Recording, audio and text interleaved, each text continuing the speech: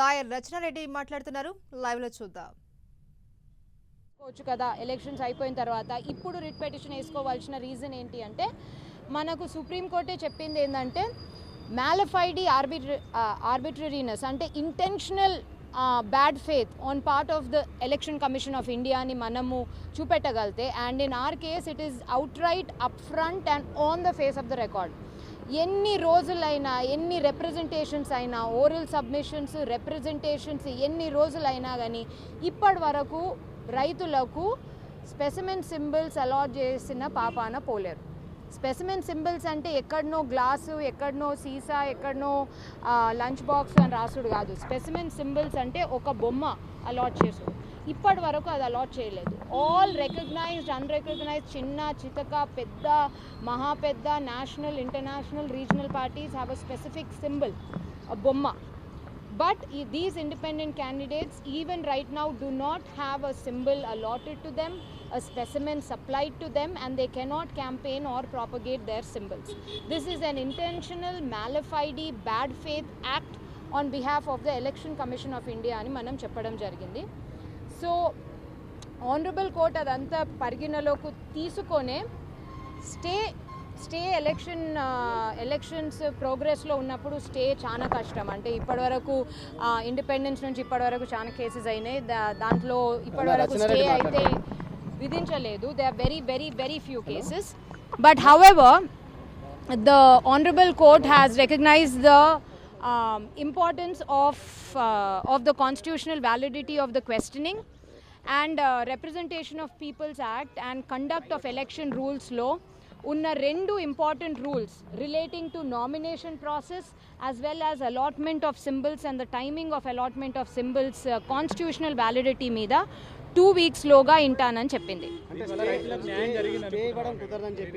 అవునండి, స్టే ఇవ్వడం దీని వలన రైతులకు, అభ్యర్థులకు, ఇండిపెండెంట్ అభ్యర్థులకు in the long run it will be useful for them. ఎందుకంటే ఇండిపెండెంట్ అభ్యర్థులకు ఈ రూల్ 10(4) ఇంకా rule 10(6) is extremely important. Especially rule 10(4) వాళ్ళకు అగేన్స్ట్ వర్క్ చేస్తుంది. ఎందుకంటే రికగ్నైజ్ పొలిటికల్ పార్టీస్ ఎప్పటి నుంచో క్యాంపెయినింగ్ అదంతా స్టార్ట్ చేస్తారు. నామినేషన్స్ అది పక్కకు వదిలేయండి, అది ఎప్పుడైతే అప్పుడవుతుంది. కానీ independent candidate specifically scrutiny, rejections, withdrawals తర్వాతనే వాళ్ళకు ఒక స్పెసిఫిక్ ఎలక్షన్ సింబల్, ఒక బొమ్మ వస్తుంది. ఆ బొమ్మ టైమింగ్ ఎంత లేట్ ఉంటుంది అంటే అసలు ఇండిపెండెంట్ క్యాండిడేట్ గెలిచినా అంటే లైక్ గెలిచే ఛాన్సెస్ ఉన్నా కానీ ఓడిపోయే ప్రమాదం ఎక్కువ ఉంటుంది అన్నమాట. So because of that we have asked for we have challenge the constitutional validity of that rule. EVM machine బ్యాలెట్ల గురించి మీకు క్లియర్గా చెప్పిందే ఏంటంటే ఈ మ్యాలిఫైడ్ ఆర్బిట్రరీనెస్, ఇల్లీగాలిటీ ఎక్కడి నుంచి అంటే మీరు 3 వారాల పొంటి బ్యాలెట్ పేపర్లు ఇక్కడ నుంచి తెప్పిస్తున్నాం, అక్కడ నుంచి తెప్పిస్తున్నాం, ఇక్కడ గుద్దిపిస్తున్నాం, అక్కడ గుద్దిపిస్తున్నాం అని అంటున్నారు. బ్యాలెట్ పేపర్ గుద్దటానికి, ప్రింట్ చేయడానికి సగం రోజు కూడా సరిపోదు, అంటే సగం రోజులనే అయిపోతుంది.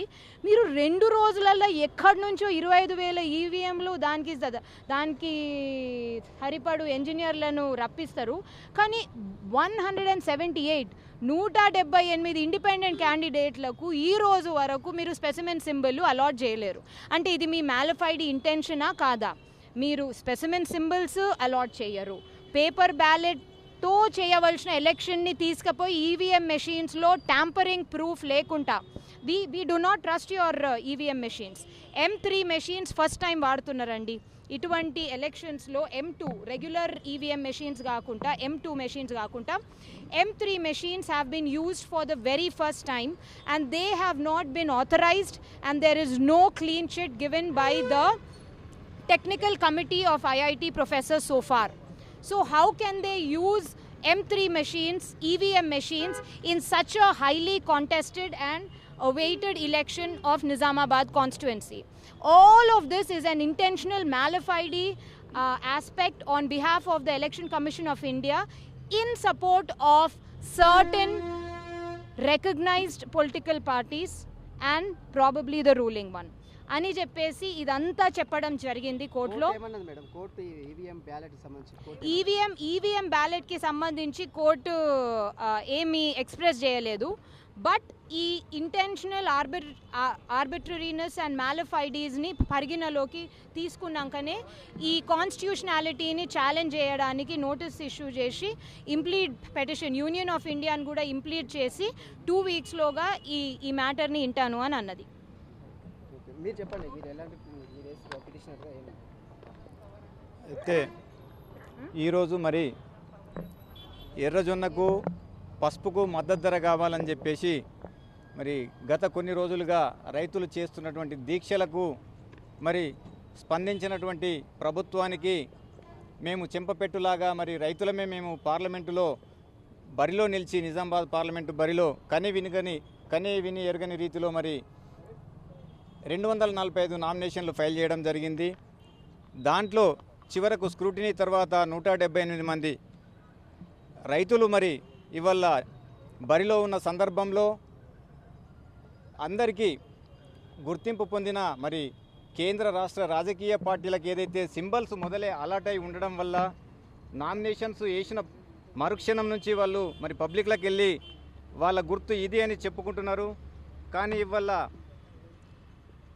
ఎడ్యుకేషన్ సరిగా లేనటువంటి రైతులు వాళ్ళు పెట్టిన పెట్టుబడికి మరి ధర రాక మద్దతు ధరల కోసం ఫైట్ చేస్తున్న రైతులు ఇవాళ నిజామాబాద్ పార్లమెంటు బరిలో ఇవాళ దేశ చరిత్రలనే మరి మొట్టమొదటిసారిగా చరిత్రాత్మకమైనటువంటి ఈ జరగబోతున్న ఎలక్షన్ను మరి రైతు పట్ల మరి నాయకులకు ఈ ఎలక్షన్ కమిషన్కు ఉన్నటువంటి చిత్తశుద్ధి మరి బట్టబయలైంది. ఏంటంటే ఇవాళ నిన్న ఎలక్షన్ కమిషన్ను 2వ తారీఖు నాడు 2 ఏప్రిల్ రోజు మేము సెక్రటరియట్ వెళ్ళి మరి ఎలక్షన్ కమిషన్ ఆఫ్ తెలంగాణ ఈ రజత్ కుమార్ గారికి కూడా మేము కంప్లైంట్ చేయడం జరిగింది. ముఖ్యంగా ఏంటిదంటే 2 రోజుల క్రిందటి వరకు కూడా మరి ఎలక్షన్ కమిషన్కి ఒక సందిగ్ధత ఉండే, ఈవీఎంలు కాదు బ్యాలెట్ పద్ధతిలో నిర్వహిస్తామని చెప్పేసి 2nd రోజు వరకు మరి అర్ధరాత్రి వరకు ఫస్ట్ రోజు అర్ధరాత్రి వరకు మరి వాళ్ళే మల్ల గుల్లలు పడి మరి ఎక్స్పర్ట్స్ తోటి మీటింగ్ పెట్టిరని చెప్పేసి పేపర్లో చదవడం జరిగింది. ఆ రోజు వరకు కూడా మరి ఈవీఎంలు సమకూరడం చాలా అరుదు. ఇట్లాంటిది దేశంలో మొట్టమొదటిసారిగా మరి ఇట్లాంటి ఎలక్షన్ను మేము ఫేస్ చేస్తున్నాము. ఖచ్చితంగా బ్యాలెట్ సిస్టమ్ అన్నారు, తర్వాత ఈవీఎంలు అన్నారు, మళ్ళీ M2 మిషన్స్ అయితే మరి ఇప్పటివరకు కండక్ట్ చేశారు. కానీ M3 మిషన్స్ అనేటువంటిది దేశ చరిత్రలోనే ఫస్ట్ టైము. దీని మీద మాకు నమ్మకం లేదని చెప్పి ఇంతకుముందు ఏదైతే కేసీఆర్ గారు చెప్పడం జరిగింది దాన్ని దృష్టిలో పెట్టుకొని వాళ్ళు పేపర్ బ్యాలెట్ ద్వారానే మరి ఎలక్షన్ కండక్ట్ చేసిర్రు.